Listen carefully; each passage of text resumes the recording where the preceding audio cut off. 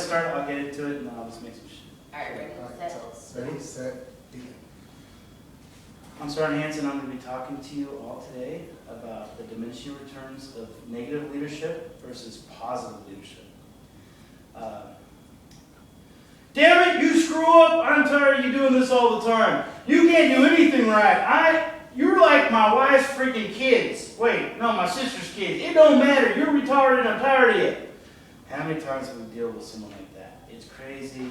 They start spitting crazy, and then you're just like, all right, I'm going to do just enough not to get fired. That's what negative leadership brings you. The second point is that it perpetuates itself. It's going to happen from generation to generation. And the third point is, when you really need your subordinates to shine, when you're not there, they're not gonna. All right, so first point, the diminishing returns is doing just enough not to get fired. I like to reference one of my favorite movies, Office Space. Okay, those guys all get treated like turds, and they just kind of skulk through life. They're just moseying around. They're not gonna do any great work, because they just want to keep their job. They just want to get their paycheck. They mosey around, because their boss is such a despot or a dictator that they don't have any urge to be creative. So that's the first point. And the second point is how negative leadership is going to perpetuate mediocre performance. So everyone is just going to kind of be a turd along the way. I don't know how many of you have faith or not, but there's a reference, it's called The Sins of Our Fathers. And in the Bible they say that your father can do something messed up, generations down the line, grandsons or whatever might have to pay for that sin. Now, I'm not saying that it has to be faith-based, but if you think about it, it makes a lot of sense historically. If your father beat your mom, and you're in like a trailer park, chances are, if you don't stop that cycle, you're going to be that same abuser, okay?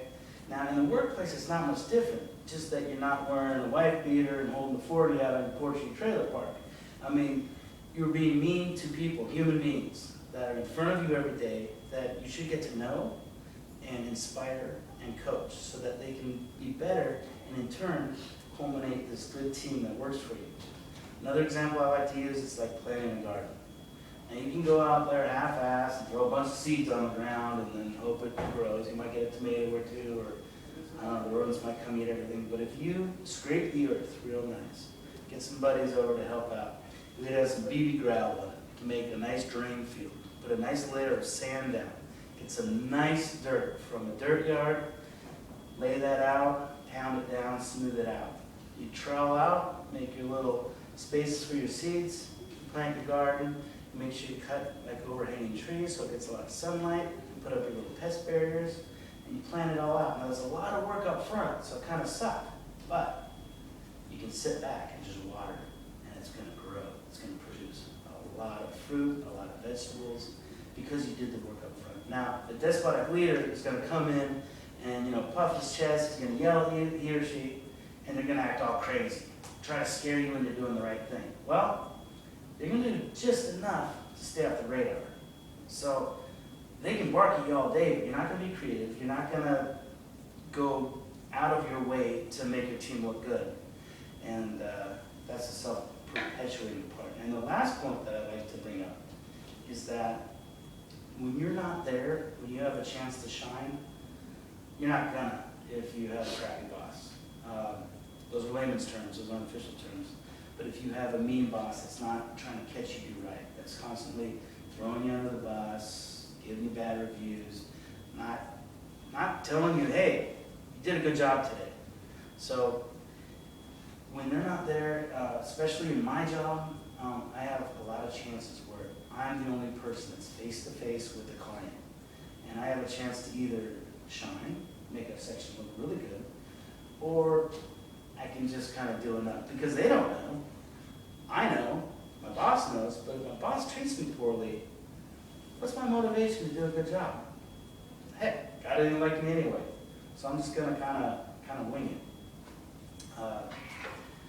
There's another example I'd like to bring up. I was a stockbroker in my past, and I wasn't very good at opening new accounts. Everyone said I was a little bit too honest. So what I did is I opened less accounts, but I kept them over time. It's called building your book. So the accounts that I did have, when I traded with them again, I convinced them to either stay with me if they lost, or if they did good, they usually stay with you no matter what. So the fellows that churned a lot of accounts, I used to ask them, what's your secret? They used to say, Hanson, I don't know. I just read the script. I just go over it. I'm like, I know, but some of that shit you're saying isn't true. Like, I don't care. I just do it. Now, they open lots of accounts, but those people were less likely to trade with them again because they didn't build up that trust. So, I want to emphasize the work up front, the garden center, building your book, as in when I was a stockbroker. If you treat your employees like that, your subordinates, catch them doing right, then they're going to make you shine, make your team shine. So the points were, just to recap, if you treat people wrong, they're going to do just enough not to get fired. The second point is, it's perpetuating down the line. If you treat someone wrong, they're going to treat the next person wrong, and you're going to develop that culture. The final point is that when you're not present, your subordinates are not going to do the greatest job for you. That concludes my speech, unless you have any questions. All right, stop. Hanson, There when you was just said one about for the Bible, Yes, that's true because my preacher preached on it. It's called a generation curse. It's in the I Bible. put it in my You got to bibliography. break that curse. There's actually some churches, some Christian churches. I know of a pastor in Oregon that is a friend of my wife's father, because he's a pastor, and he kind of does some different kind of work. Like he likes to get out in the grid, get out in the urban areas and help people with drug problems. And he has some kind of off the wall stuff, but I think it's kind of interesting. But he talks about the sins of the forefathers. He does a whole like service on it, like where he tries to get the exercise the demons out. It's not like exorcism, like people crawling. Praying out. What you did in the old days, what they would do is lock the door, go up in the attic, cover all the windows and stuff, Mhm. and you got to have faith because if not, they would say it jumps out of that person and comes in you. That's why old people wouldn't let you go up in the attic. Yeah. Oh, really? Yeah, my grandma. Oh, I thought it was just so I didn't rifle through stuff and break stuff and No, down stuff. that was how it was. So, Grandma, she didn't want to. Right. But seriously though, I mean, this is kind of interesting because like I think sometimes I think that shit can go right for some reason. So like I think sometimes like I know there was some bad stuff in my family past that I've heard about, and I was like looking into the passages in the Bible in Deuteronomy and Exodus that and God said I'm a very jealous God, and if you smite me here, then your offspring are going to be kind of screwed in the future.